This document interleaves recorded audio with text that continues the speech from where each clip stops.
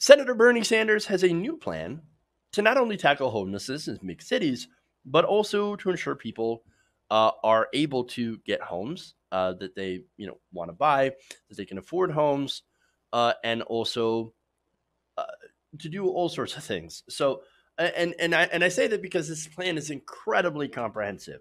So I want to go and give you some of the basics here.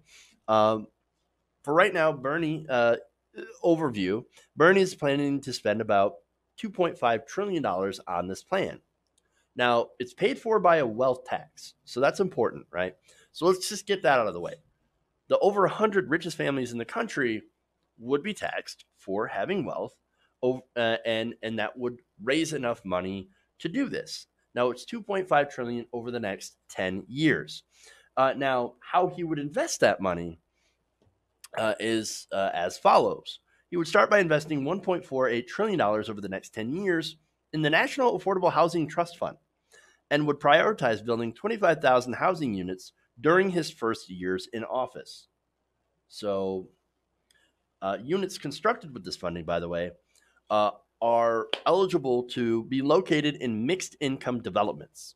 Now, that's important because the whole purpose is to avoid gentrifying the area, right? It also will use federal preemption laws to ensure that these new units are not segregated or excluded by local zoning ordinances. Again, really important to try to avoid segregation, segregated housing between rich and poor, and all that. And now, of course, rich people hate this already because what they want to do is they want to be segregated from the rest of us, from everybody else. Rich people always fight against more affordable housing being put in their areas.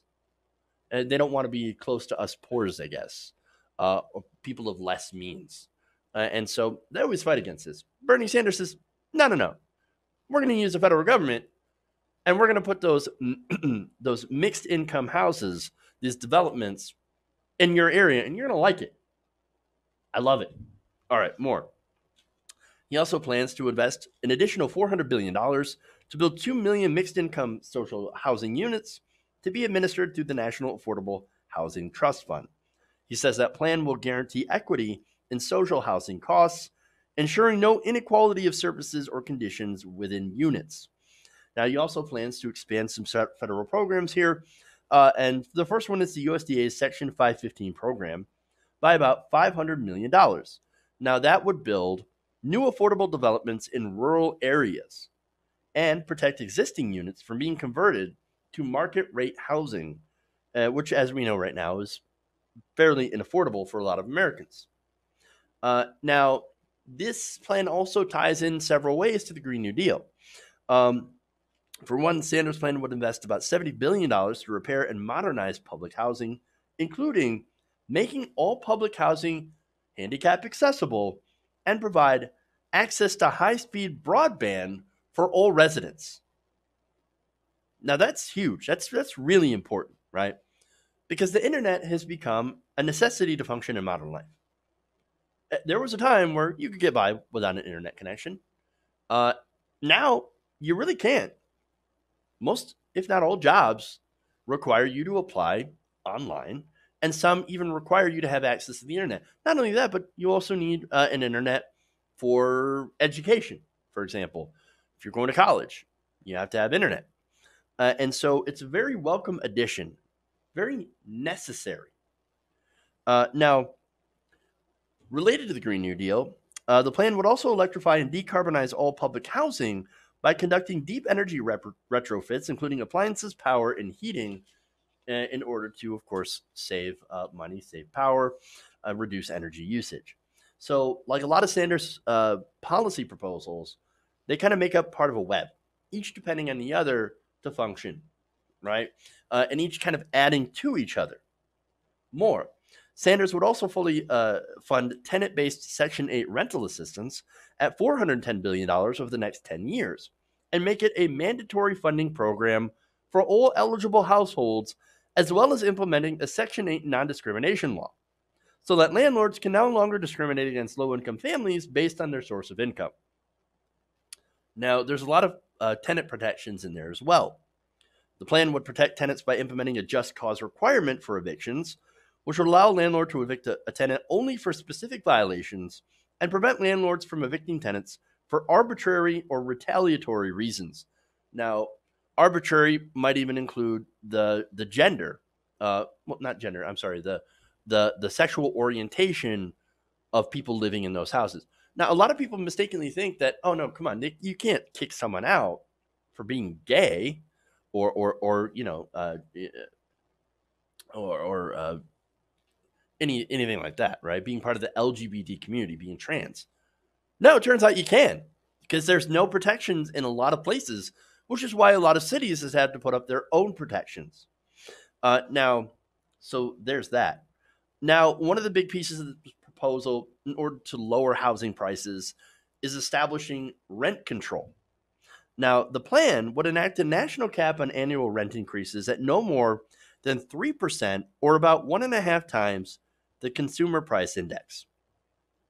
Now, there are waivers available, but only if significant capital improvements were made to the properties. So you'd have to make the properties pretty nice in order to be waived from that rent control. So now rent control is a bit of a contentious idea. And the reason is that it might mean rent increases in non-rent controlled units. So it might raise people's rents in other places that are not part of this affordable housing. So, there is that thing to look out for, right? So now he also plans to end exclusionary and restrictive zoning ordinances and replace them with zoning that encourages racial, economic, and disability integration that would make housing more affordable. Plan also addresses redlining and gentrification, as well as protect racial minorities and LGBTQ plus communities. So it really is comprehensive. And what I just read here, really kind of scratching the surface. I would urge everyone to go and read the full plan and everything that it entails. It really is huge. It's incredible. Like most Sanders plans, it tries to cover essentially every single thing from almost every conceivable angle. Very ambitious, very progressive. Now, that means the establishment likely hates it and will do everything they can to dismiss it, while not really having their own big, bold plan. But we expect that, okay? And we understand that the establishment is, of course, not in favor of giant sweeping ideas that will disrupt the status quo. But there's a homelessness crisis in this country. It's felt in San Francisco, New York, LA, Seattle. All these big cities have a huge homelessness problem because people cannot afford homes. Now, Bernie Sanders wants to fix this problem. He wants to go to the source, and he wants to use what power he has, not market-based solutions, but what power he has in the federal government to try to protect people who and encourage people who are homeless to be able to get homes. I mean, right now, there's a fascinating statistic where there's about 60,000 people in California that are homeless, but over 100,000 units that are empty. That's insane. You have all these houses that are empty, and you have people that are homeless. Think about that for a second. Why don't you just put people in homes? I mean, that would make the most sense. But unfortunately, that's something that we don't do in this country. Now, that's what Bernie wants to do, right? So let's look at what our president is doing. A little juxtaposition there. President Trump recently made his own remarks on homelessness and his own plans. Now, apparently Trump told CNN reporter Daniel Dale, quote, "We have people living in our best highways, our best streets, our best entrances to buildings, where people in those buildings pay tremendous taxes, where they went to those locations because of the prestige." Notice how he's not talking about the homeless people.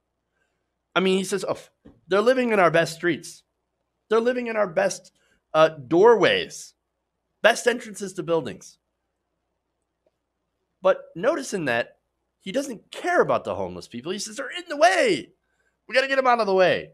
He said in many cases, they come from other countries and they move to LA or they move to San Francisco because of the prestige of the city. And all of a sudden they have tents, hundreds and hundreds of tents, and people living at the entrance to their office building. Complete and utter verbal diarrhea. But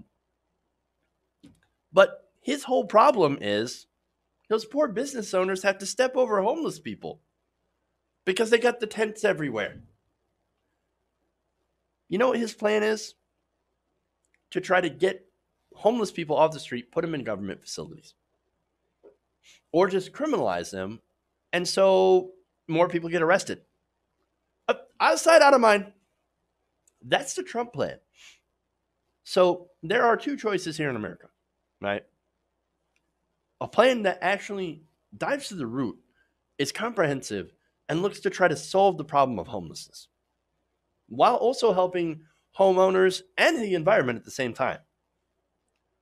And then we have this guy who wants to further criminalize the homeless and get them out of the way so that we just don't have to see them anymore when we go into our big office buildings.